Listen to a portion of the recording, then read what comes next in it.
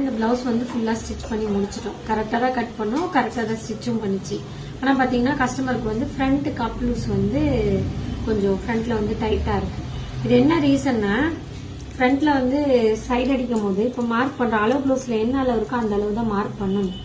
இப்போ front hooks பட்டிக்கு உள்ள வச்சு தானே மார்க் பண்றோம். இப்படி இப்போ மார்க் பண்ணும் போது கரெக்டா இது என்ன அளவு வருதோ அந்த அளவு தான் வைக்கணும்.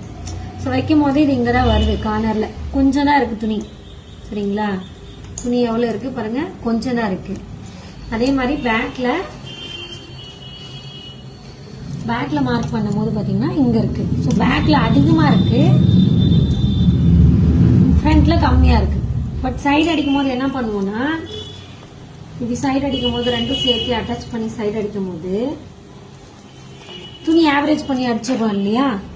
இப்ப என்ன பண்ணுவோம், ஃப்ரண்ட்ல கம்மியா இருக்கு பேக்ல அதிகமா இருக்கு, ரெண்டு சென்டரா வச்சு இப்படி சைடு அடிச்சிடலான்னு போது இந்த மிஸ்டேக் பண்றதுனாலதான் ஃப்ரண்ட்ல கப்ளூஸ் வந்து கம்மியா வருது. ஸோ அந்த மாதிரி பண்ணாம நம்ம என்ன அளவு எடுக்கிறோமோ துணி கம்மியா இருந்தாலும் அந்த அளவோட சேர்த்து வச்சு சைடு அடிக்கும் போது தான் உங்களுக்கு வந்து அந்த ஃப்ரண்ட் கப்ளூஸ் கரெக்டா வரும். ஸோ இந்த வீடியோ உங்களுக்கு பிடிச்சிருந்தா நம்ம பேஜை ஃபாலோ பண்ணிக்கோங்க. தேங்க்யூ.